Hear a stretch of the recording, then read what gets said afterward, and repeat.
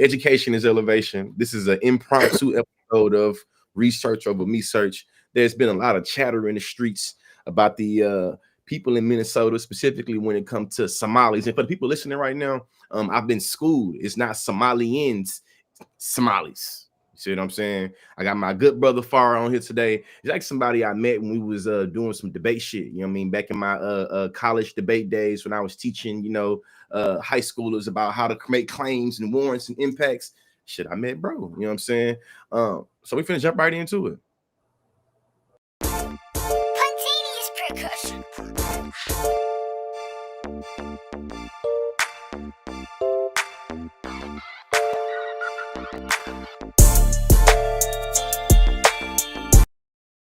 Yes, man. So jumping right in, man. Jumping right in, man. Jumping right in. Do you think it's coincidental that right now Somalis are all through the midways, all in the headlines, I specifically mean, how Trump came after, bro, everyone said like as soon as on Epstein files was coming out, like we already knew there was going to be some type of smoke screen for it to happen, right? And it's like, and the right and Trump have learned a long time ago that like if you find the shiny scapegoat to just throw all the problems to, then it obfuscates anything that he's doing, right? They did it during the election with the Haitians, and now like the Epstein files is coming out and they figuring out all of his other stuff, and he's like, okay, cool, Somali folks, this gives me a double whammy. I get to be able to talk crazy about Ilhan and talk and have a whole community to demonize at the same time. Yeah. What like? So it is what it is, but it's like the real world consequences of it, and like seeing the squeeze and like the impact that it's having on people. It's like, bro, like I don't know. I'm usually somebody that can joke my way through things, but it's been a little bit more difficult to find things funny lately. Nah, I seen somebody that I really rock with. That's a local news, like he's a local journalist in my hometown. You feel me? He had made a post, and it was about, what I'm saying, Tim Walz allows for scamming to go under this, that, and the other. And, I'm in Texas. You know what I'm saying? You've been down here. So when I'm seeing the post, I'm thinking about all the rhetoric and pathology that's sitting around. Hey, white liberal enables minorities to run and bastardize the system. I seen like this is very interesting playbook. You know what I'm saying? And I started thinking about the conversations that we already was having during the election time. You know what I'm saying? With Fateh, and it's like, hey. But it's just interesting. Like it with each of these like social phenomena, there's a new straw man that's constructed, and then like this new straw man that gets constructed that like cherry picks whatever details of things to be able to create this incredibly scary image, right? Alec Karakatsanis, he has this amazing book called Propaganda, and in it he talks about like the ways in which we create narratives for people to be able to consume. And he, in a conversation that he was having with another colleague of mine, he was talking about like Anthony Edwards is a great basketball player in Minneapolis. You feel me? He ain't as good as Steph Curry. You feel me? We got to, I'm still from the Bay. I may live in Minneapolis now, but I'm still from the Bay. But yeah, we'll take Steph, right? If we create a video of Steph Curry, a 5-minute video of him just missing shots, right? And you show it to someone who's never seen a basketball game before, they're going to think that Steph Curry is an awful basketball player. It's not necessarily that these are wrong, right? These are actual facts. He really did miss all of these shots.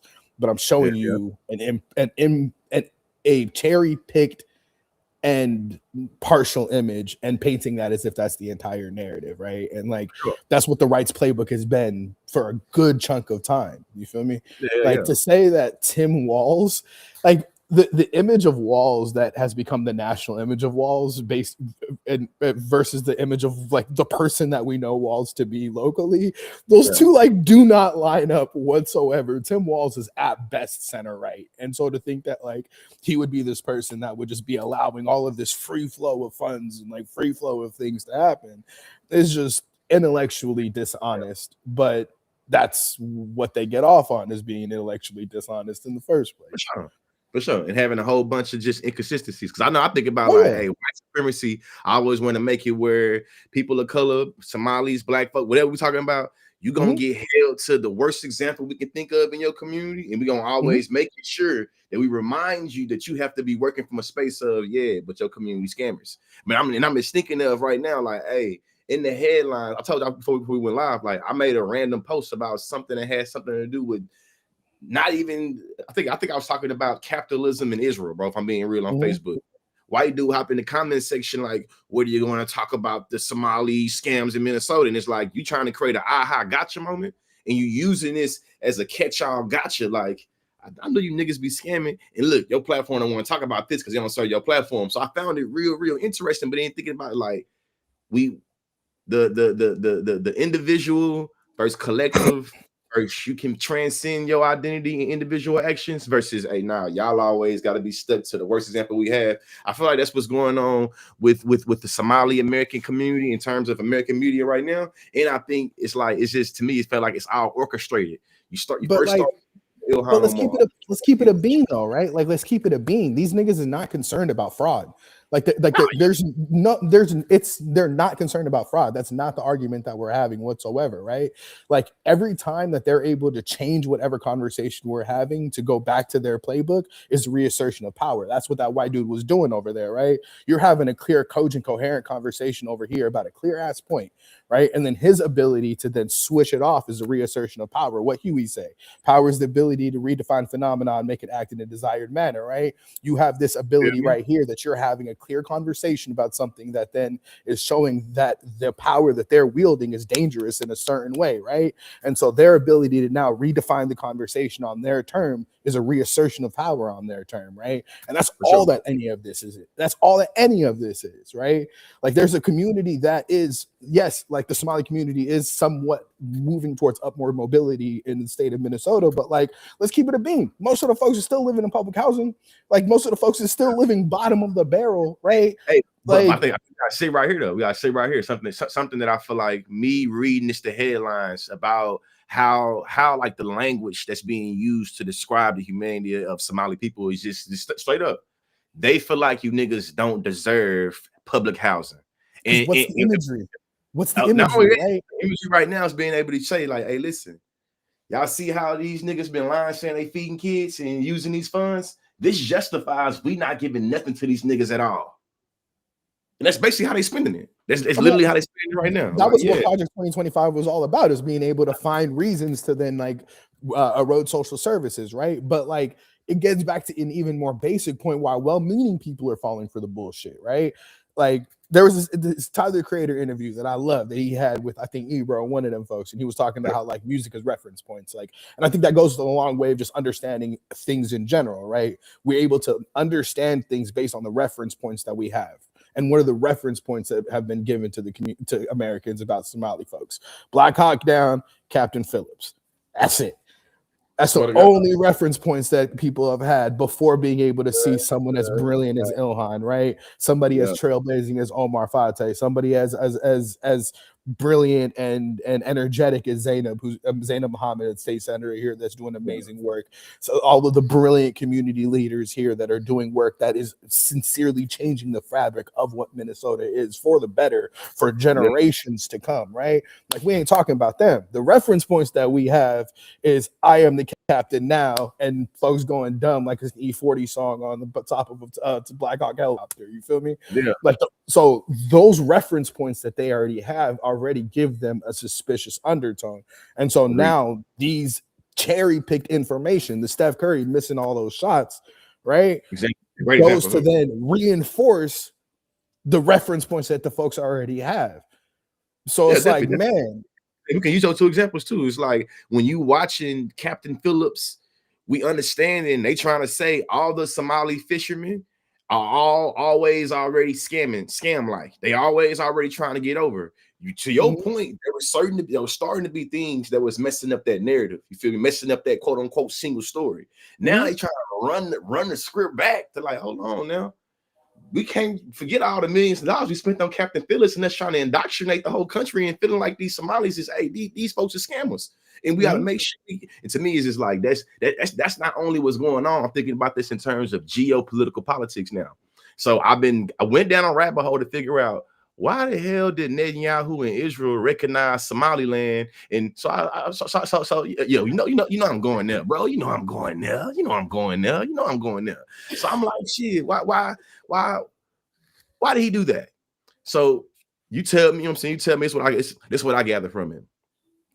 Right now, Yemen and the Houthis was able to really fuck up Israel and America's little, you know what I'm saying, way of circulating oil because they got to go through their little strait. Somaliland allows for Israel and basically proxy America to be able to situate military bases to make sure that oil get through, but also trying to keep up that stability in that area while also keeping their eyes on them shifty Yemenis people, the Houthis. You know what I'm saying? I'm saying that people that's listening podcast, I'm saying that sarcastically. I'm not saying that literally. You can see my face right now. I'm looking a certain way. So that's not, you know what I'm saying? I don't want to get a clip or something that's like that nigga. Nah, I'm being funny. I'm talking about it through a Western paradigm of these Arabs. And technically thinking about it, it's like Somalis is seen as like the Arab niggas or the niggas Arab. I feel like I feel like hey bro, I'm gonna need you to break that down for me because I ain't never heard that before. Just I think it's what it is. The intersection of the Arab world and the Horn of Africa is seen in terms of criminality and Islamic terrorism and how those narratives get built. You get to see the intersections of anti-blackness meet anti-Arabization and just thinking about how the area is located to the Arab world. So thinking about how there is different ways of war on terror against the Islamic terrorists, we're going to figure out a way to map that on to Somalia to be able to justify what we want to do. You feel me? We also going to be able to use different things about instability and Africans not being able to do X, Y, and Z. So it's like you get the criminalized tools that justify European imperialism, both in Africa and in the Middle East. It meet in his head in Somalia. So it's like these are the Arabized niggas or the niggas is Arab. I don't know. You get what I'm trying to say though. I get what you're trying to say, and I think that's an ill-ass analysis, right? But like, I want to give a little bit more context to that analysis, right? So like, there's a historical conflation to make like Islamic things Arab, right? And so I think that like it's less about Arab and it's more about like Islamophobia, to where like a lot of that quote unquote like anti-Arab sentiment comes. It's more so like an anti-Muslim sentiment, not necessarily an anti-Arab sentiment, right? Yeah, because like after like when the Prophet. Like one of the first places that the Prophet went to was Ethiopia, which is like right next to Somalia. So like there is a large history of Islam being spread, like coming to the Horn of Africa for various reasons, etc., etc. But more so, right, during the like Cold War era, Somalia linked up with Russia. Yeah, Somalia linked up with the Soviet Union. I seen Russia and China. So up in there, and America was like, we can't have this shit.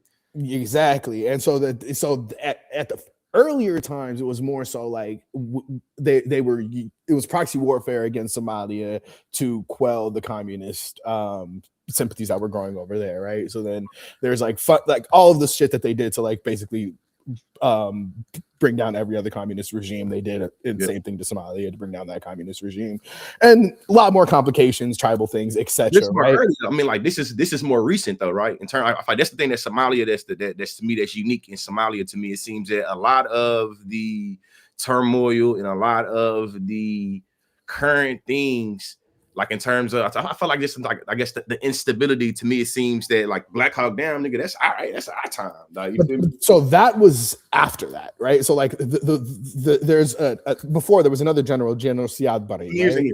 Right? So this is like during Cold War. I want to say like 60s, 70s, right? Like that is when like Somalia was generally flourishing. It was generally like very like state, like it was a stable country. They had the military regime, etc. Right? Then there were some ethnic conflicts that started to occur later on. It was a whole bunch of complicated things that if we really try to unpack that's like another 3-hour conversation. Right. But yeah, so there was a lot of conflict that happened there. Then when the communist government fell, there was a democratic government that rose, and then that democratic government is the democratic government that got into it with the US then creating Black Hawk Down. So it's like there's multiple different feel free to eviscerate it. Feel free because listen, this like this is something I've accepted, bro. It's like being back in Texas, fam, and being back around my people and being back around this general Texans. It's a lot of great programming that happens and make it where the only thing you have is those references. You see what I'm saying? So for me, it's thinking about like, nigga, we know about international relations, and we know that American imperialism, the whole idea is to cause instability and make it where it's civil war, for you to create these narratives to justify stealing these resources and justify you saying shit like this. But as a Somali American, can in flexing your portable debate skills in this analysis you're giving us right now, can you also respond to this while you give your analysis about the history? Teachable lesson, teachable moment. Right. Currently it's not a civil war, it's a proxy war, right? Like that's a completely different thing. Like if we go back to the conversation about the Somaliland thing, right? Like even within the conversation of the Somaliland, it's not the entirety of Somaliland. It's a couple of areas that are getting disproportionate aid to be able to be the mouthpieces of that larger area, right? It's like maybe 2 states that are getting that, like that are making that a larger conversation. And it's really just redrawing the colonial borders, right? Like that's the only delineation that they're making between like what Somaliland is and like what the rest of Somalia is. Were you conquered by Italy or were you conquered by Britain? And I'm sorry, like that's like a level of white fetishization that is insane to me, right? Like that's bonkers as hell to me. Right there, you feel me? But to the Glenn O. Housens of the world, you feel me? Like acknowledging their stupidity is essentially like that's like they're just sitting over there like, oh, I hope somebody acknowledges me, right? Like no consequence whatsoever to what the actual conversation is going to be, no content to what the conversation is going to be. So it's like those type of people is just noise for the most part, right? And like the fact of the matter is like there isn't a civil war currently happening right now. So like saying that you're going to bring a civil war somewhere else no longer makes it a civil war. So like there's just a lot of dumb, and like that's what I mean. Like they like. And that's what the right, but low key though, it brings it to a more cogent point. That's what the right does. They pack so much stupid into such a small volume of shit that it's like, okay, in order for me to unpack all of this stupid that you spent, I got to spend like 10 minutes responding to each of the points. So now it then reasserts them as the person in the position of power. They're able to dictate the terms of the conversation. I'm now responding to them for the entire time. And they're sitting there with that smug ass white people thing that they love to do with them. Prove me wrong. Definitely. Prove me wrong. Right? All right. And so it's like at what point do you then choose to spend your very minimal and finite resources, right? Making sure that people have their material needs met or dealing with dummies. And I do believe in multitasking. I can do both sometimes, but it's like an 80-20 for health purposes, really. You got to be like an 80-20. You got to take care of yourself, man. Got to take care of yourself, man. What I'm about to say right now, if I'm looking at you, I feel like this going in, this handling a couple of these comments right here. It's my turn now. It's my turn. Truth Will says the Somalians give them. See how this person ain't been listening. You feel me? If it was in class, it's like you already ain't been listening. Truth Will is Somalis, not Somalians. But I'll read your shit. The Somalians give Democrats 1, voting power, and 2, a laundering connect straight to their NGOs from Somalia. They were stealing our money both ways. This is something that we have to speculate and build a narrative on. The reason why I be so scared in some instances with our country is because this remind me of like that 2007, 2006 YouTube. Like you see, when Beyonce and Jay-Z threw the ring up, that mean the Illuminati. To me, this is what this comment reeks of. It's like it's a half-baked conspiracy theory that if you a grown person that got any critical thinking, you wouldn't believe it. But our country is lacking critical thinking right now. So it's just first thing. Immigrants can't vote.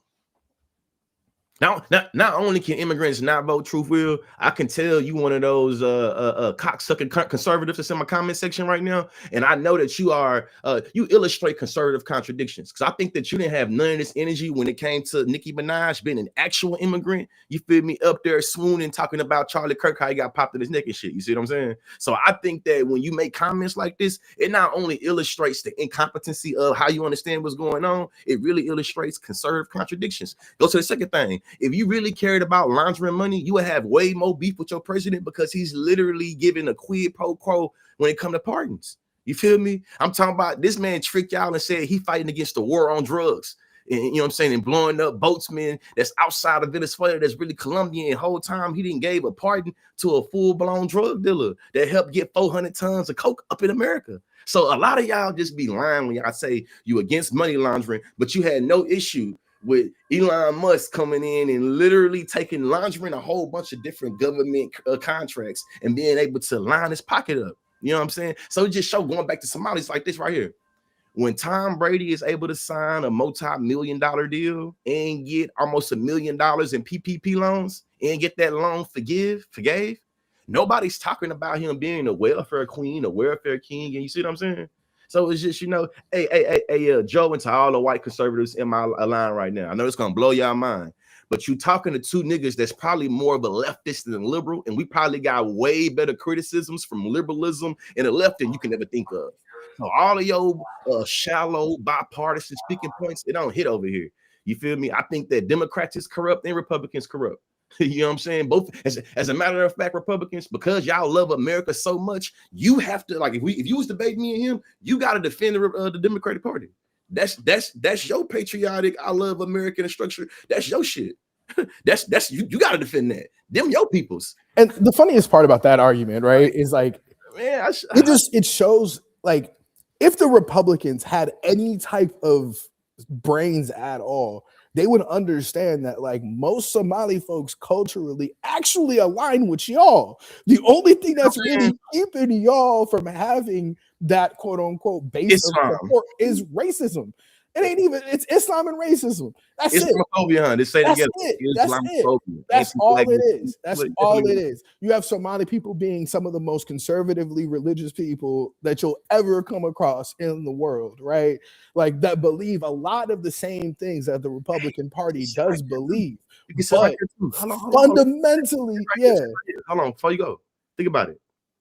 Conservatism in religion and Christianity is good. It's rational. It's seen as civil. Conservatism in Islam communities, from American standpoint, extreme, radical. Conservatism work in different ways when it comes to religion. When you said that, I never thought about it like that. But it's like, man, conservatism and Christianity, they don't view conservative Christians as being like the KKK, even though they put up to the rally with them. But it goes back to reference points, right? Like most of these people ain't ever meeting a Somali person in their entire life. Right, so it makes it much easier. The only reference points they have: Black Hawk Down and Captain Phillips.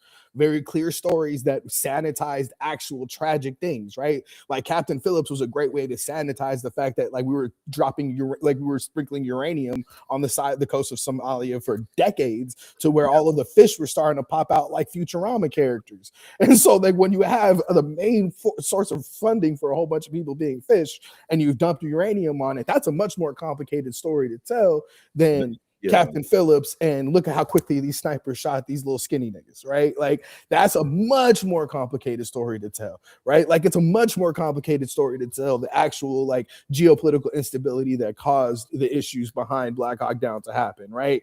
Much more complicated of a thing to tell than look at all of these people dancing on top of a helicopter.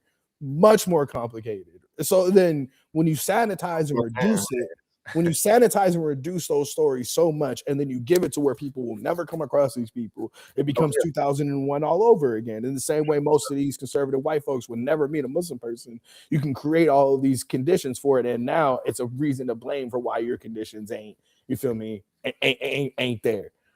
It's goofy. And that's the reason why I'm hoping that we able to come up with I feel like I'm hoping that the clips that come from this can lead to other conversations. I'm thinking about it right now. My nigga down here, I ain't never really came across a Somalian like that. You know what I'm saying? You was the first nigga in Texas, you know what I'm saying, came across a Somalian. So sticking about in terms of reference points, a lot of folks never gonna have a meaningful conversation with a Somali person. Never gonna have even come across one. So they're gonna only know what the media has told them. And the media telling them right now, Black Hawk Down, Captain Phillips, scamming PPP loans and childcare, and just like this is what you feeding about these, you know what I'm saying, individuals, and then you paying Ilhan Omar as she infiltrating America in Congress. You know what I'm saying? I seen a comment section that said, "What has Somalians did for black? What has Somalis done for black people?" I thought like Ilhan Omar has done more for niggas in her position than probably all the Republicans put together in her same position. And it's like it's for me, it's like it's always. But like for me, like the conversations, especially like the conversation and attacks to her, like they piss me off from a very specific level, from not only just like, oh, you feel me, this is like I'm a Somali American person and this is like my representative, but like it's someone I know in real life. Like it's someone I have real like conversations with in real life, right? And like to see her still be able to keep all of the grace that she always has, right? While fielding attacks that would have made me crash out like I would have crashed out so much, like so long ago. It's like it pisses me off that someone that is that good of a person has to deal with that. And then and so that's just from that angle of it. Agreed. But it's like, I don't know, man. It's just it like I said from the beginning, like a lot of things just aren't as funny as they were. Yeah, definitely not. I think that because it used to be a time that it could be just like a nice, cool moment on social media for us to laugh and kiki about and then move on. I think and we still gonna do that. And you seen the whole like when this whole thing started, right? Like the whole Somali, like Minnesota was promised to Somali people. How that was one of the first things that happened. Like we're the ultimate trolls. We're the ultimate trolls. We had a whole bunch of kids that had to be inside on their computers for their whole life, and now are adults. Like they got it's just there's natural trolls there. You feel me? But I don't know. It makes me sad to see. It makes me sad to see. Well, he's made me think like, man, listen. The thing is, when I first started becoming woke conscious, you know what I'm saying? I started thinking about what it means to be a hyphen American and how anytime you had that hyphen in front of your American, it always meant that some regulations and some clauses and some restrictions came with how you get your civil liberties and how you can exercise your freedom. You know what I'm saying? And I think about how right now a lot of good, wholesome white people love Donald Trump because he drops his nuts and he's very unapologetic and he says it's on his mind. Those same people feel like Ilhan Omar should walk on eggshells and should always already respond like a diplomat, even when somebody's saying that she married her brother. Even when somebody is saying that she is bringing her shit country ways to this country and turning into shit as well. She's expected to still respond like, you know what I'm saying, shit or none. You know what I mean? But Donald Trump and his thugs, you know what I'm saying? I ain't gonna call them thugs. I know some good thugs. Shit, him and those rejects, you know what I'm saying? Shit, they get to, you know, really conduct themselves in ways that just blow my mind. The difference, though, right, is like if you come for that shit with Ilhan, you best be ready. You best be ready. If you come for it, what they say, if you come for the king, you best not miss, right? But with Donald Trump, you ain't getting a cogent point out there. Like you ain't getting a cogent point out of none of them. Going back to Somaliland shit, what it is too, fam, is that, you know, Netanyahu and Donald Trump, they clicked up their homies. Even though one of them is supposed to be, you know what I'm saying, shit, King Jewish and the other one is a King anti-Semite, I don't get the relationship. But in my mind, it's like, hey, AIPAC spent a lot of money trying to make sure Ilhan didn't get reelected. And they burnt that money, bro. They burnt that money, bro. That money, they burnt that money. You know what I'm saying? So shit, you gotta think about it. Like I think AIPAC and Donald Trump is right now while we having our live thinking like, man, how can we get this bitch up out of there? How can we get that out of there? They trying, but they trying this playbook that they've been trying for it's an interesting playbook of the way that they're using Black American folks specifically as wedges to be able to then flip off so many other spaces, right? Like, so currently right now there's a woman running against Ilhan. Her name's Latanya Reeves, right? And like just so many just like vile anti-Somali posts, like just so much just anti-Palestine, xenophobic ass shit. Just and so if you look, I've been watching a lot of YouTube commercials. You'll see a lot of times when there's analysis of like anti-Palestinian sentiments, right? A lot of the voices that are now being put to the forefront are Black folks. And they're using Black folks specifically to be like, well, if like Palestinians ain't supporting us, so why are we supporting Palestine? It'd be like, man. Then reduce to the Islamophobic statement as well. So then it's that whole playbook. It's that whole playbook. And we got to be really cognizant to make sure that we don't fall for the Noki doke of letting AIPAC play folks, right? Because like that's what made me so sad to see Jasmine Crockett's responses of her being criticized for taking AIPAC dollars, right? No. Not taking APEC dollars, being criticized specifically for certain votes she did where she authorized sending funds to Israel, or she voted to say that anti-Semitism, anti-Zionism is anti-Semitism, or being able to affirm Israel's, always right to be able to defend itself, or talking about the remember them pagers that blew up in Lebanon and shit. Yeah, they said that she's I ain't see this part. I ain't did my due diligence yet type shit. But neither have I. she said that the attack was calculative. The attack was strategic. You feel me? She probably got fed some bullshit talking points, right? Like definitely got fed some points. But to me, it's thinking like I think that what's sad is that everybody that come before me, the people of the shoulders I stand on, they did a good job of teaching me how you think globally and act locally, and how to connect the dots. So me understanding that, hey man, listen, if your city don't have some money for education or for healthcare, in your city, not the federal government, your city or your state send money over there, you should be concerned about that.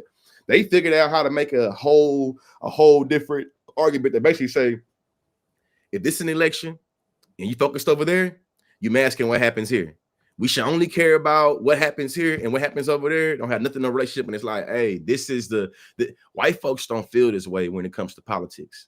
That's the reason why Donald Trump can make all these anti-immigrant statements and still allow for exceptions for the white immigrants to come in. It's the reason why we have NATO. It's the reason why we had the World War I and the World War II. These were white people clicking up, fighting about their colonies, and they were doing it in a way that always showed their white kinship. I'm talking about white kinship now for like 2 months, bro. And to me, it's just, I think that a lot of black people that take on this 1920 ass isolationist idea that says that if I don't know what you've done for niggas, it means you ain't done nothing for niggas.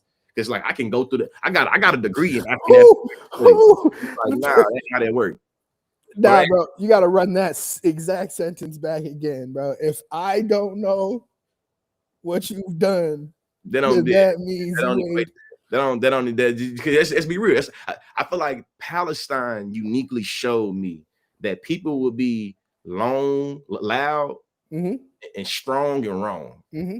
Whether you think that, here in Texas that we shouldn't care about Israel, even though the state of Texas sent $1.4 billion to Israel, or you think that Israel, or you think Palestinians ain't ever cared about black folks. So now I got to show you what they did, in St. Louis, when Mike Brown got shot, how they was sharing information with us on Twitter. Now I got to go show you Huey P. Newton and show you Yar Asawat and show you, it's like, you don't know what you're talking about. And it's just like, there is a relationship that's already been cultivated. And if you buy into this narrative, you don't even think for yourself. No, white folks think for you, because these white folks are the one that gave you this narrative that say that these people don't care about you. And even this, if they really felt that way, why do they take so much money from your black ass to send over there to blow up the Islam people? So think about it. They care about blowing up Muslim people in Gaza and West Bank, then they care about feeding your black ass, and you telling me it don't matter.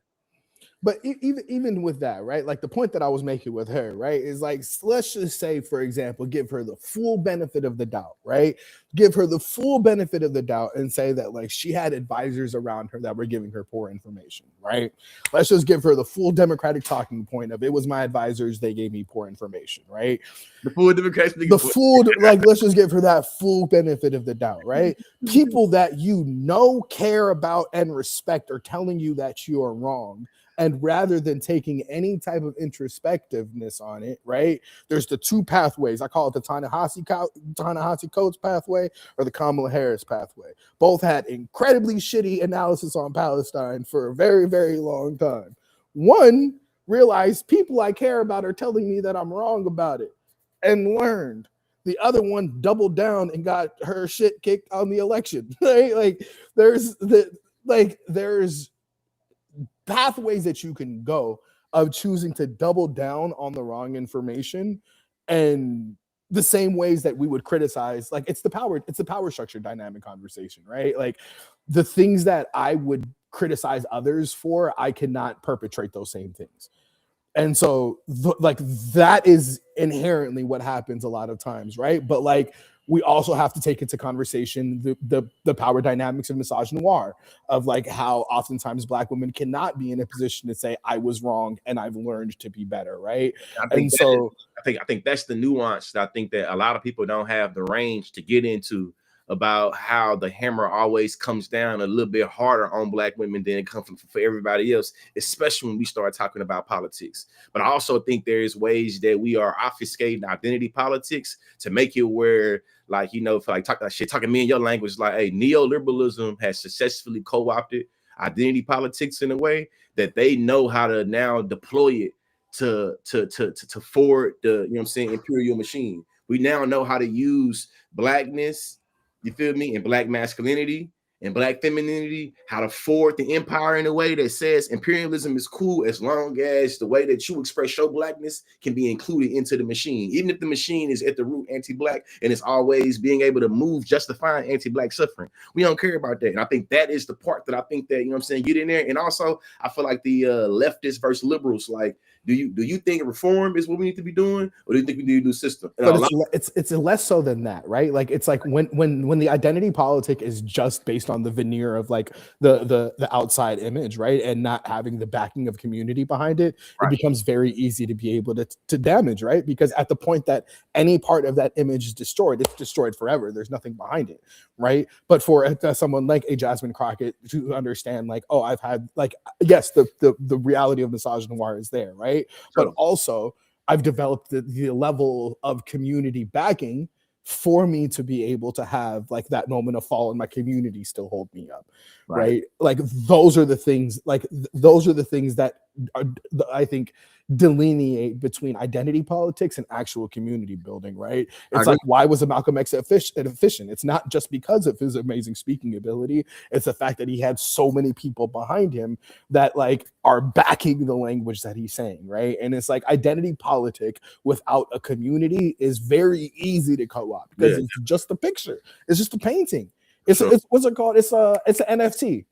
It's just an NFT, bro. Like, when the market tank, the NFT gonna tank with it. And you can take a picture of it and recreate it 17 different times, but it's just the image. There's nothing actually behind that image. Let me ask the question to be clear. Are you saying that Jasmine Crockett or Kamala Harris does not have community behind them, or you just saying in general that's the distinction between identity politics and actually community building? I mean, I think that there's like a delineate, right? Like Kamala's an AKA, has like all of them behind her. There's community ties that still exist within those places, right? Like I would never say that like people are not attached to their communities. They were elected into the positions that they were in their lives, right? By community. But I think that there is a general across the board conversation of what identity means, and the way in which we interact with it has less backing in like the most marginalized in our community, right? And I think that's the analysis that we forget. Like, yes, we can have community, right? But if the community is just the petite bourgeoisie of each community coming out and like circle jerking one another, like it only does it has effect to a certain point, but it doesn't actually have that longer effect of like how much are we lifting the floor. And for me, that's how I weigh everything, right? It's like I care less about the ceiling, I care more about the floor.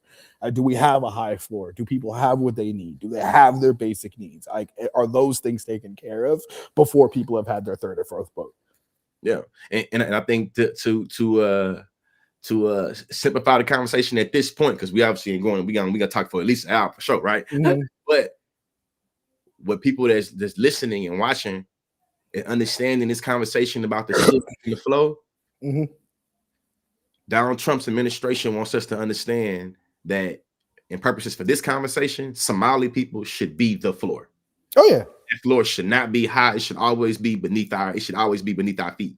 I think that's something very simplistically need to be stated, especially when it comes to what you're talking about. Like we said earlier, like, nah, we need a new shiny scapegoat community to say this is why we have problems, and if we were able to get rid of these people, then we'd have some issues. The fact to me is just like, it's like a lot of Republican white people get snooped and duped out of rich Republican white people, because they're the ones that's really scamming you. They're the ones that's really getting over on you and mismanaging government funds. And they didn't trick your ass and going and beefing with a Somali or a Black person or a Mexican person. You feel me? Like, well, you know what I'm saying? Hey, also me saying that right there. It's something random. I'm curious what you think and how to, you know what I'm saying, this conversation. Hmm. Are Somalis black people? Brother. Brother. I was born in Oakland. Like, I nigga, went to an yes. Like, HBCU. they be like, And man, I somehow lost my blackness on the flight from Texas to Minnesota. yeah, man. Somehow in that flight, I lost my blackness, according to Based the off rest of the proximity. world. Once you're around too many Somalis, now you know what I'm saying. Race don't like race is now. Colonization is amazing in how it works, right? Because like with that same logic, then every black American person that I've met from every part of the country should have the exact same culture, right? Should have the exact same reference points with that logic, right? Like there should be no difference between niggas in LA and niggas in Florida. It's Even like, though if you've yeah, interacted with a nigga from LA and a nigga in Florida, they are very different. definitely. They're very different, right? And it's like we've reduced culture and we've reduced all of these things to always center whiteness and center how white folks experience and how white folks interact with it Yeah. and its interaction with whiteness to allow that to be the definition of all things. And I think that's a level of goofiness that I personally want no part of. I was told when I was in 8th grade that I was a part of the United Negro College Fund and that my mind was a terrible thing to waste too. Hey, I just think like when my fellow black Americans start feeling like we cornered the market on the black identity, I think that's showing you how we've internalized American exceptionalism that make us feel like American hegemony is king. So hey, I'm better than all the rest of the black folks because I'm American. You know what I'm saying? But Not only that, it's the I game get that they played on these white folks though. it's black, and it's like, wait, what? It's the exact same game that they played on poor white people. It's the exact same game that they played on poor white people, right? Of like, if I convince you that this definitional thing makes you better than other people, you ignore your material conditions. That's not important right now. Like, ignore the fact that you haven't eaten nothing but Velveeta and dirt water for the past 3 days, right? Like, ignore all of that. You can be this. Right. And that's the game that they're trying to get us to now play into, where we start to vote Republican and start to vote against our best interests and start to ignore the material conditions for this esoteric name. Right. Because what have the Democrats done for me? I haven't personally seen it. I haven't personally been given the report. So, like, what have they done for me? Like, you got me, you got me, you got me, you got me, you got me. Yeah. Like, forget the fact that you've actually saw your community center getting rebuilt under this Democratic leadership and like all of the resources that are in there, right? Like that's not important right now. What did you do for me? I just know that when it comes to identity, when we have the very real like singular ideal of it, it usually flattens everything that don't fit into our single idea of it. And to me, it's just like understanding race, ethnicity, nationality is something that I feel like I always got to remind folks. You know what I'm saying? But also, it's just like, hey, when the Italians and the English are going into Somalia to, you feel me, to colonize, you don't think that anti-blackness is playing and how they are justifying the violence and the suffering they putting on these people in their own land. And to me, I started thinking about the global, like how race becomes globalized from that Aristotelian binary logic, white over black, light over dark. And it's like you smoking dope and dog food if you don't understand that if you had any proximity to that goddamn continent, you know what I'm saying? Whether you want to call it Kibalan, whether you want to call it Ethiopia, whether you want to call it Africa, whatever you niggas want to debate about, calling it today. You feel me? Whatever you want to debate about it. If you are seen in any way, shape, or fashion of being proximity to that, then you got to deal with, you know what I'm saying, being niggerized, being blackened. You know what I'm saying? Or already being black. And it's just like, fam, what you talking about? Brother, when I came to the conclusion that we are in the saddest of sad places was when I was having a conversation with someone, bringing it all back to the fraud stuff, right? And he was like, man, why the government let the Somalis steal and didn't let us steal? I said, man, if you don't get out, get out, get out. Like, I'm sorry, you're like, it's a level, like we are living in George Bush left so many of these children behind, bro. God, man. George Bush left way too many children behind, and now we're dealing with the consequences of it. We're dealing with the consequences of it. Illogical, and just like it's And this part right here, man. While I try to throw a little olive branch out there, man, and to all of the poor whites and poor non-blacks out there, come on over. Not only come on over, understand they don't care about none of us. They just been able to trick y'all into always bothering us because we enjoying our black ass lives. The venture capitalist firm that just bought up your trailer park lot is not owned by black people. The reason why you lost healthcare was not because of black Americans, or immigrants, or trans folks, or Somalis, or Mexican, whatever we talk about. It wasn't because of them. You feel me? It's just we live in interesting times, brother. We are living in the most interesting of times, brother. No, use your own thing. I'm almost done though. I'm almost done. You use my charger? Nuh-uh, not my phone. My son tripping. I'll be there in a little bit. Like my phone. No, you can't have my phone. A holiday break. Feel me? He can holiday break on one of them devices he got for Christmas. You know what I'm saying? He better do that. But listen though. I think I need to get some other thing. I got some chapstick somewhere around here. But I'm still trying to wrap my mind around me seeing Somalians walking down the streets of Somaliland with a Israeli flag draped around their neck. You know, brother. As far as I'm concerned, that's AI, bro. Like I don't care. I can see it with my own eyes. It's AI. It's not real. It's not real. I'm refusing to accept that folks have stooped that low. It's just I don't know. Like there's all of these cogent and logical responses that you can give, but at the end of the day, like, bruh, becomes the beginning and end of what I got for you at this point. Because stand up. Stand up. I feel like I must have seen it and seen like, okay, so y'all saying that Israel acknowledging Somaliland violates international law and sovereignty of Somalia itself. And then I'm thinking about in Israel throw a whole bunch of temper tantrums and hissy fits if anybody acknowledges the sovereignty of Palestine, and Palestine actually existed for you was even thought of. So it blew my mind that you think you can do whatever you want to do. That's the whole game, though, right? The whole game is show me an international law, and I'm gonna show you 17 ways I can break it. Definitely. And ain't nobody gonna do nothing. That's really what they've been on this entire time. It's like, oh, this is international law. Yeah, I'm gonna break it. Do something.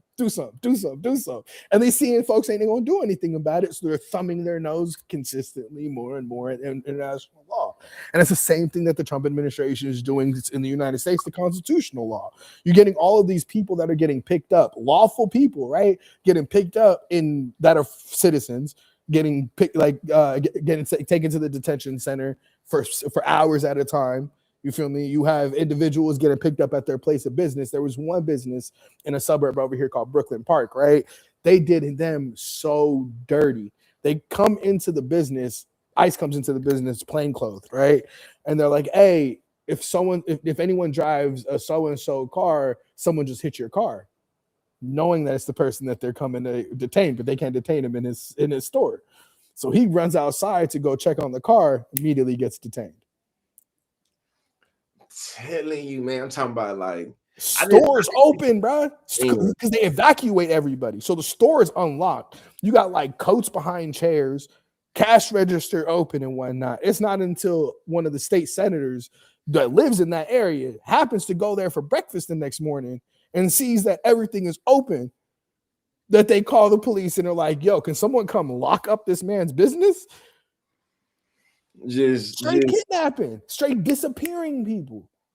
I just think about I just think too, because now I learn more about funding and things. So I know that the reason why I learned so much about the Anne Frank diary here in Texas is because that was a part of the pro-Israel, you know what I'm saying, programming type shit. But I'm still thinking about all of the bad things that the Nazi Germany did and how we were understanding that was bad. We understand that was disappearing Jewish people. We understand that was taking their businesses. We understand that was taking their money. We understand they was just literally doing all type of crazy shit to them. And right now it's like, man, everything y'all told me that America is great and that we'll never see in America is everything I'm seeing right before my own eyes right now.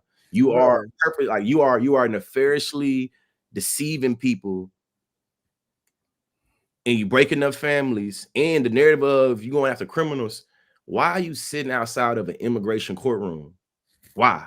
Why are you ambushing a person that's coming fresh out of literally going through the process of doing it the right way? Why are you going to a construction site? Why are you going to schools and daycares? You said you're going after criminals. It's just shame, like, you know what I'm saying? To go back to, I feel like going back to Somali is like, hey, if your community is seen as being inherently criminal, on presence, you seen as a criminal, not based off your action. So if I think, and it's what they done, like, nah, you're an immigrant. If you're an immigrant and you're here illegally. And It's it's like, like not there how was one there was a business owner who sent us, like, they were getting calls all through the night last night, like, because now Elon and them idiots picked it on up, so now it's a national story. So like you got business owners getting harassing calls throughout the night. A daycare got broken into yesterday because this little white boy decided, I'm gonna start to go with a cameraman and security to random daycare centers and be surprised why the daycares don't want to let me in. And it's just like so many different things are just popping up left and right, and it becomes difficult to be able to figure out ways to deal with all of it. But ultimately, it's just like damn, man, like, it's exhausting being the football. For sure. For sure, for sure. Exhausting being the football, exhausting being the fungible object. The people can just permute and bend and fold your humanity how they want to, how Mm-hmm. it fits their political agenda at that time. And it's just that's kind of how I see it right now. I see somebody in the comments. Shout out to you, Gary Lewis Williams, you asshole. He said, "Do either of you guys denounce the fraud committed by foreigners?" And to me, I just think about it like this: as somebody that debated, you got to make a impact calculus to understand which impact should you deal with first. And what I know that y'all be full of shit on is that there is a foreign entity that starts with an I, ends with an L, and their colors is blue and white. They steal, or they steal, they course billions of dollars out of America annually. And you want me to be thinking about a couple $1 million? You thinking small, think big. Like, you thinking small, think big, But man. it's even then too. Like if we're concerned about you feel me, fraud. I'm really excited for the national push to like fight against wage theft. Since if we were like since we're so serious about fraud, right? Like I'm really excited for us to get really like into wage theft, considering that's the largest fraud that's larger than robbery, and like it's like larger than the other three combined. Wage theft is larger than. So if we're serious about fraud, we can get onto that, right? If we're serious about fraud, then I'm really interested to see that when we're going to start to talk about the rampant European fraud created by organizations like Enron, right? Like if we're serious about any of these things, then our actions would mirror those things. But the fact of the matter is we're not, and we really haven't been. Yeah, for sure. He's never been. I mean, I think that people are able to show me a lot about their character with how they respond to things and what things they respond to. Mm-hmm. And right now, the fact that we have so many Americans losing healthcare, we have so many different Americans that's losing access to education, and people want to point the finger at folks like, hey, the reason why kids in Texas is losing a school lunch, it's not because of no Somali, man. Ain't because no Mexican either. You feel me? Ain't because no trans person.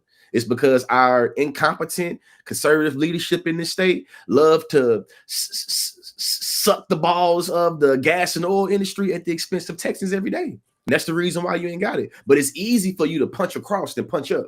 You know what I'm saying? It's easier for folks to punch down than punch up. It's the reason why it's a lot of Trump supporters like y'all didn't really drop y'all nuts until Trump got in office.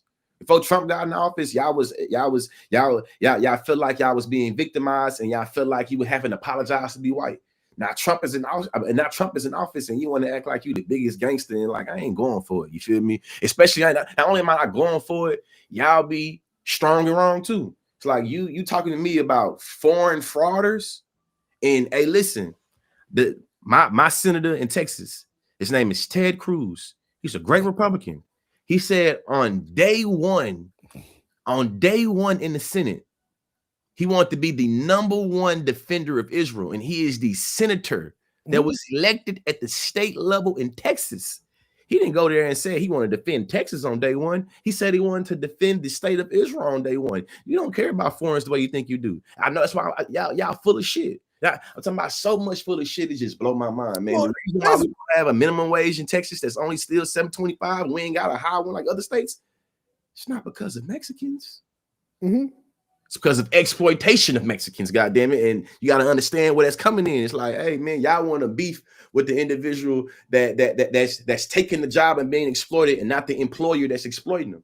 Like, to me, it's just so much shit to me. It's blow my mind. Like, hey, listen, man, my livelihood is not devalued or not taken away from because of some other minority. The rich white folks in power is who do it. And then you got poor white folks. It's like in my comment section right now, they the ones that do the dirty work for rich white folks for free. You don't even think about it. Right now, they in the comment section waging class war for free. They listen, they are hundredaires, maybe thousandaires, doing the dirty work for millionaires and billionaires for what? For what? To make two black people mad on the internet? For what? To me, it's just like, this is how intelligent design, how great the system working right now for the people up top. You rather fight with two broke ass niggas on the internet because I'm very broke, especially when thinking about them billionaires. And I'm broke as shit. I'm broke compared to the regular people. Hey. Shit, you know what I'm saying? The way that I look at it, right, is like whiteness is projection. It's always been, it's always will be. Everything that whiteness is a projection onto other things, right? And the reason why white folks call black people thugs so much is because they've had a hard on for the mafia ever since seeing all those mob movies, right? Yeah. And what does the mafia do? Everything that y'all do, I need a piece. And that's how they run every single conglomerate now. The more I can privatize it, the more that every nickel dime that gets sold in the park, I get 5 cents off of that. That's how they move in with every single type of thing. You feel me? And the more that they're able to demonize people, right? It's like, look at each of the time that they go on one of these new, this race is the devil, right? They find a very specific right to erode during that, and then move on to a new group and then find that right to erode, right? So it's like, when they were after the Haitians, then that's when they were able to get surveillance and into properties a lot easier. So now they've withered that civil right away from everybody by focusing on Haitians eating cats and dogs, right? And now you got Somali people committing all these fraud while they're being able to whittle away social services, whittle away that social safety net, right? So now you're able to privatize surveillance and supercharge it. So where now you have, when the ICE agents are coming over here, on their phones, they're over here scanning people's faces over those Palantir design joints, right? And it's like that's been the creepiest part, because they'll catch people, and if you're not taking a picture, they just holding the camera in front of someone's face. So clearly, you over here getting a facial scan. Like TSA. Exactly. Take a picture, and just, to me right now, is just, there's so much metadata being scraped on the internet and so many different contracts that ICE and ChatGPT and Israel and all and Palantir doing, that it's showing nah, y'all really trying to spur us right into a full-blown technocratic, you know what I'm saying? I don't know what the hell you're gonna call it. It's the mafia thing. I got full control over everything that's happening, so I know what's going on completely, right? And so they the real thugs in the situation. They the ones that's really the quote unquote thugs, and want to project that onto other people so that don't pay attention to what's happening over here. Right? Don't pay attention to what I'm actually doing over here. Look at these scary people that you don't recognize. Look at these scary things that you don't. They don't remind me of that meme. Hey, that meme of the white dude sitting on 100 cookies with a piece of crumb on a table, telling the other dude, "Hey, if you don't watch out, that immigrant's gonna steal your." It's like, that's what's going on right now. We got oligarchs, billionaires. We got full-blown corporate, you know what I'm saying, kings sitting on trillions of dollars. Elon Musk finna be the first trillionaire in the world. Made raggedy ass cars. But hold on. This is how I know a lot of conservatives full of shit. Elon Musk was here illegally and he not American. He's an immigrant. Majority of his wealth has been built with government contracts. His wealth is seen as being legitimate. Nobody questions it. It's seen as something that he worked hard for. Him being his immigrant status, him being able to really get it off of evaluations and government contracts, and him being coked up and ketamined up and having all these babies and baby mamas, that's seen as cool for him. Let it be a Somali. If Elon Musk was Somali, that sense, don't insult my people. I ain't saying that. If Elon Musk was Somali in terms of not just him being a shitty person, like take that part out, the things that he's been able to benefit from in terms of American tax or the infrastructure, he ain't got. If Elon Musk was a Black American, he wouldn't be. I'm talking about you. You got your money from a whole bunch of government contracts. And you were here, you feel me, like be a Jamaican or something. I guess the immigrant part mattered because it's like, hey, y'all stand y'all against immigrants and y'all feel like anything. Think about it. The story you told me, the story you tell, because that store owner has an immigrant status, the establishment views everything that he's possessed, he's been able to gain as an immigrant as being not his. Oh no, that's why Teddy took it from Franklin. You know what I'm saying? That's why Teddy took that 73 mil from Franklin. What did he say to Franklin? What did Teddy say to Franklin? He's like, that 73 mil, that was never yours. That was mine this whole time. And that's how they move, bro. Tell you, man, that's what it is, man. That's what it is, man. I guess man, for me to out of here, man. I just want to get one quick point though before we get up out of here, bro. Like, if we really want to keep it a buck with the whole fraud shit, right? Really, what it breaks down to is clerical errors, keeping it a buck, right? Like, there's individuals that, like, yes, did awful things, right? But if we actually understand government contracts and the amount of ridiculous funds that are spent in government contracts and the white people that benefit from these government contracts, the only reason why they are not the ones on this table is because they've had the ability to have the financial, quote unquote, financial literacy, which what is financial literacy but rules that white people have established within themselves to say, like, cool, we ain't going to touch each other as long as we keep the box within this place, right? So that lack is the only thing that's keeping so many of these quote unquote frauds from being very much casual, legitimate business, is a lack of knowledge and a lack of privilege of being able to access the knowledge of clerical, right? But the white folks do that shit all the time, and it's like that's the thing. Like, we ain't serious about fraud. Ain't none of this shit serious about fraud. Ain't none of this ever been about fraud. All this is just some goofy ass white shit that's harming so many people. And we need to do better because, like, the elders don't deserve this. Like, the elders don't deserve this.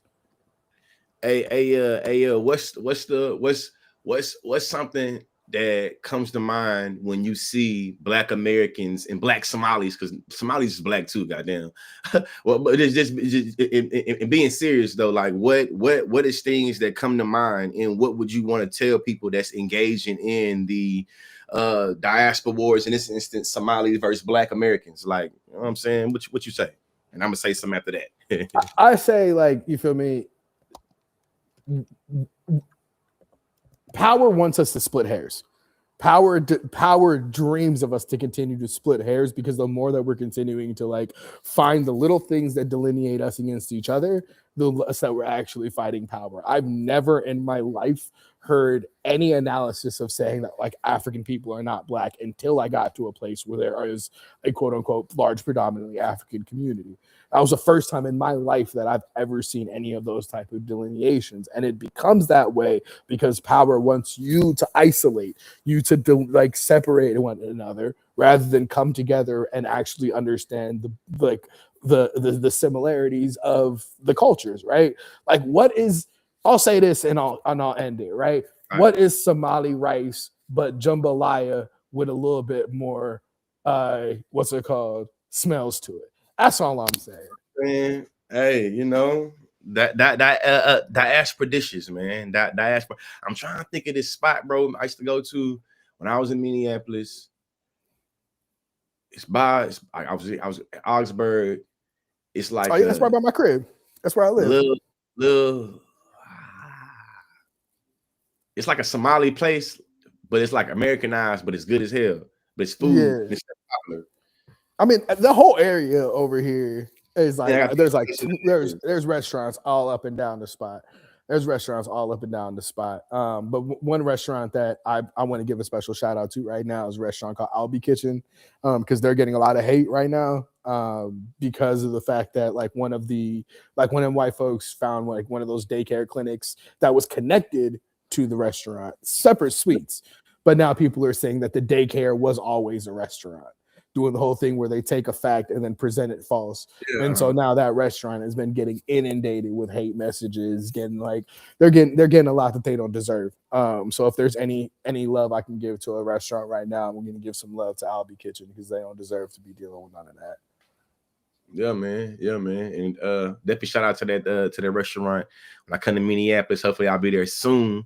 You know, to people listening to Minneapolis right now, holla at me, man. I've been trying to get back to the Minneapolis St. Paul area, man. Holla at me. What I say though on the diaspora war shit is that come on, make it happen, bro. What I say about the diaspora war shit though is that when we think about the political, social, economic things that Black community is being stripped of, none of those things that's being stripped of is happening because of Somali Americans or because of Somali immigrants. And when we think about all of the people that we love to celebrate, from Malcolm to Martin to Fannie Lou Hamer, you know what I'm saying, to the people that you probably I can name, you probably wouldn't think of. It's like they thought about solidarity and coalition building in a way that made it where they was able to build power. And I think a lot of us, the way we fight with each other, it get in the way of solidarity, which get in the way of how we build power. When we think about how, white kinship, or think about how, white people stick together in different ways, that's why white supremacy and how white supremacy is able to work in different ways. Not only they got some barbaric relationships to violence and suffering and being able to inflict it on humankind without having empathy, there's also something about white supremacy and how they practice kinship amongst themselves that say, even if we've been fighting with each other since, all the dark ages, the lowland, the highlander, and Scotland, we can put our differences to the side to fuck up these niggas and these Indians and these Native Americans and these, I keep on going. It's just recognizing that's how the kinship works. That's how I see it anyway. We need kinship, niggas. I have to say, niggas, we need to practice kinship in a way that is global. And I think conflict is good, right? Like, I think conflict drives innovation. Like, I think people should have arguments and disagreements with one another, and should have the conversations about is my community being treated fairly, right? Like in the same way that all communities should have those conversations. I think that's really important. But I do think that we need to understand that the more that we fight within, the less that we're able to build, and the less that we're able to hold power into account, because power wants that to happen. Power wants us to continue to split hairs. Power wants us to continue to be at each other's necks, right? But yeah, I do think that we can have conflict that does spur innovation, that does help us, right? But where we fuck up is the conflict ain't got to be fatal. Definitely. When it becomes so adversarial, it's like one or the other. It's like now our relationship is being defined by this conflict that makes it where our relationship is already inherently conflictual. So for me, it's thinking about how can we celebrate this difference that also leads to conflict. Sometimes we get the creative innovation that doesn't make it where we doubling down on being some American exceptionists, and we thinking that because the boat picked us up and dropped us off here in America, we believe we better than all the rest of the niggas that either got dropped off in the boat in that part of the Caribbean, or they didn't picked up by boat at all. The colonizers just came to their land. It's like you can't. To me, it's just like if you were listening to this whole conversation and you felt anything about him saying these niggas is fighting over who colonized you. Was you colonized by the Italians or you colonized by the British? If you understood that as being crazy, as being irrational, a lot of us as niggas, that's what we do. When we fighting against other Black people, we on our FBA, ADOS bullshit. It's like, yeah, you think that because these white folks colonized you and you was enslaved by an English-speaking white person that you better than them other niggas. And it's like, nah, fam. They ain't how we get down. But the last thing y'all say, I think your name is Funny Burn the Goon. So when I respond to you, Burn the Goon, I know you ain't listening. I know you ain't got no burner, and you damn sure not no goon. Cause That's Nah, he says it right there. Bird, nah. Like, nah, I ain't got it. Convince yourself, fam. You trying to convince yourself of an aesthetic, of a personality that you want the whole world to be able to view, but you got to convince yourself at first. And that's the reason why you got your name this way. But listen, though, in all respect, when you say they the main ones, they say they are not black, you're doing what white supremacy does and try to pick the most obscure examples and universalize that example and say this is the status quo. You are looking at a Somali American right here. Nigga just told you he black. I'm telling you, I probably been in Minneapolis more than you, and nigga, all the Somalis out there. You know what I'm saying? I ain't never met a Somali person that identifies black. I ain't never like on the internet. On the internet, y'all say crazy shit on the internet. A lot of people on the internet are incentivized to rage bait and to say things to purposely get people to respond. So you'll have people say stupid shit like Somalis ain't black. But in real life, I ain't never met it. But I have to say this. You get to pick and choose what information and experiences you want to go off of and try to say that it's a pattern or a trend. As somebody that, you know, this episode is, you know what I'm saying, this whole live stream is called Research Over Me Search. When you say shit like this, me search ain't always bad, but you can't say me search outweighs research. So this personal experience does not outweigh the data or the patterns or the trends that we get from doing research. You feel me, Bernard Dagoon? Now, in Mr. Dagoon's defense, slightly, right? I do got to shoot Mr. Dagoon a little bit of bail, right? There is, going back to the colonization conversation we were having earlier in reference points, right? The only images that are shown to a lot of Somali elder folks back when they were back home is the same things that are shown on the nightly news, right? Of like black folks doing all of these things, et cetera, et cetera. So there is a contingency of some of the like elders within the community that'll say like, I'm not black, I'm Somali, which I'm like, all right, bro, you gonna die soon. Like, it's like y'all finna die soon. Like, y'all can go. I'm not really prepared. I'm not pressed on them.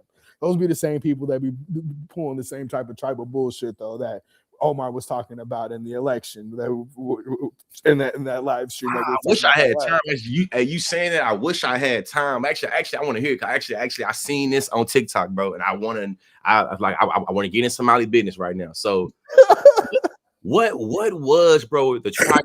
Like, I'm seeing they was like saying Omar and whatever tribe he from, his people.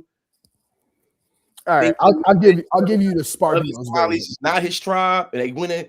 But I was like, my mind was like, it is and it isn't, right? Like, I'll give you the quick Spark Notes version, right? Yeah. So there was this dude named Nusri who comes from actually the same tribe that my family comes from, right? How was that? It's Hawiye. It's called the larger tribe. Yeah, and so damn, this is gonna be an unnecessarily long time. All right, I'll give you the Spark Notes version. I didn't hear. I'm sorry. I'm sorry, y'all, for the audience. I personally wanted to know this because I was like, and I don't want to just read it. I want to hear it from a Somali. I want to hear from Nick. I want to ask some follow up. Yeah, give it to me. I'm sorry. I say yes as a Somali person, but I say as someone who like works in policy and was like seeing the actual like impacts of what was going on. So this dude Nusri was trying to run a city council campaign in 22 against one of my friends, Aisha Chugtai, who was a city council member here. And she so he wanted to run for her seat and essentially used, because Aisha used to work on Ilhan's campaign. And so Ilhan and her family and some of the other Somali electeds are all from a different tribe called Darod. There is beef, but it's not really beef like that. Like niggas is making the moles out of anthills, right? Yeah. So essentially, he uses him running against someone who was a former Ilhan staffer to be like this shadow campaign online in Somalia. So it's really running a whole bunch of social media posts in Somalia to be like, I'm the person that's fighting to make sure that this tribe's voice is heard because this tribe has completely taken over against our tribe over here. Exact same shit, exact same rhetoric. It's the exact same rhetoric of all the same things, right? Of like, let me create a straw man and then defeat that straw man, right? And so that's what he did there. it led to like a literal brawl in the middle of endorsement convention. Like folks was throwing hands in the endorsement convention. It got a little spicy. So essentially, that same contingency was running the same type of arguments because there's a group here called All of Minneapolis, right? In the last city election, a majority of the city council was either identified as socialist or like voted alongside the socialist bloc. So we were able to do a lot of really cool like stuff. But there was socialism. But there was a group of Democrats that were like, "Oh my God, they are doing too much progress too fast. I don't like it." Right. And so they were giving funding to different groups. So they gave bread to a lot of the same folks that were working with Nasser's campaign to restart that smoke and it within Omar's campaign. And it didn't work. Like it just flat out didn't even work. Yeah, they did like it was a whole bunch of smoke that like harmed a bunch of family dynamics in real actual ways, right? But had no impact on the vote. Like Omar won, like at least like 94% of the Somali vote. Like it had like no impact on the actual vote. Hey, people listening to this right now. It's easy for us to go with the trendy stories because a lot of us think that social proof of engagement equals facts. Yeah. You've engaged a video that said the reason why Omar Fateh, I'm saying this, I think I'm always saying his last name wrong. It's Fateh.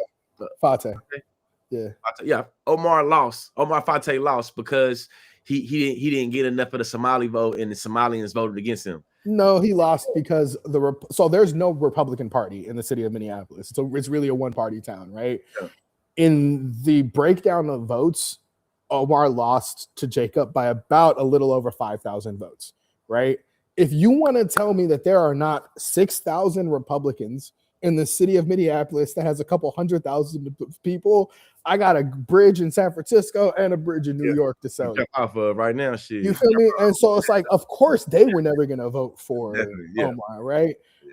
Like they were gonna vote for Jacob, right? But as much as like I hated what they did I hated what they did on that campaign, and I really hated a lot of the ways in which they moved in that campaign. I do have to give Jacob the slightest bit of props. He's doing a good job right now. Like I hate saying it, but like, hey man, you're supposed to be a shifty Somali. I'm gonna call a spade. Like they're doing the separation ordinance that they've put against ICE is very strong. They have been doing a lot of really good work with like providing resources. So like I am happy to be surprised and to see him step up in such a good way in the moment. Now, is he gonna throw us under the bus and like a whole bunch of other stuff? Probably. But in the moment, just waste your time. In the moment, on this one specific thing, yes, I will say he's doing a good job. You know what I mean? But you know, some of our fellow leftists don't like when we do that, though. Don't like when it's like, listen, man, I talk shit about this person all the time. I make acknowledgement they did some cool shit. You feel me? He's still a bad person. You broken clock, I want to get it right twice a day. The clock still broke, then I still wouldn't use this clock to try to figure out how to be on time. But this time it was right, man. Or how my grandpa said, even the sun shine on a dog lazy ass every now and then. You know what I'm saying? So, you know. And most of my leftist friends also think that swimming in the lake counts as a shower. So, like, I'm not taking everything that they say. I'll take a lot of what they say, you feel me? But I ain't taking everything that they say either. So, it's like, we can, like, we gonna have some things that we agree to disagree on. That's all. I may disagree with you on hygiene. You may disagree with me on being able to, like, acknowledge when someone's done something good. Wash your ass, man. Wash your ass. Hey, hold on. Don't go to my friend. Say his last few things, and I'm gonna holler at you. Hold on. Yeah. I do it every time. Say I gotta do it every time. Hey, the last thing I'll say is this. I'm very mindful that I made the title of this video Somali Talk with the Somali American. And I've been watching how many people have been coming in and been popping out, and I'm gonna have to unpackage this and reflect on it. But a lot of y'all, especially a lot of you random white conservatives that's been in my comment section, uniquely from Facebook and from YouTube, y'all telling on yourselves. y'all showing that y'all have a very violent relationship towards the things y'all want to engage and consume, and it showed that you only want to engage and consume shit that you want to tear up or shit that you want to, you know, be combative with. Because what I know is that there's a lot of, you know, unseasoned chicken content creators that could play all into your white supremacist, Trump loving ideologies, but instead you wanted to engage two articulate niggas talking about geopolitics and how Somali Americans, and uniquely yo Mango Mussolini in office, how he is running amok and how he being a fascist. And you thought it would be cool to come in here because the title say Somali talk with a Somali American. A lot of y'all don't think for yourselves. Donald Trump put a battery in y'all back, and y'all basically move like the Energizer Bunny, in whatever way he points y'all to and then twist it up. That's the way y'all go. Today, it's Somali Americans. A few months ago, it was Haitians. who will be the immigrant community you go after next? What I do know, like I've repeated throughout this episode, is that you could try to make up the reality all you want to, but the reality is still the reason why you going without something politically, socially, economically is more than likely the people that's creating the policy or the billionaires benefiting from the policy, and not the individuals that find themselves always being incarcerated, criminalized, and being put up under the policy. Education is elevation. You know, if you haven't been able to catch an episode live, I go live every Wednesday. Tomorrow I'm going live tomorrow, Wednesday. Tomorrow, 10:30 a.m. Go live every Wednesday morning. But if you're not able to catch it, though, you're always able to go to Apple Podcasts or Spotify, wherever you listen to podcasts at. But listen, it's a live.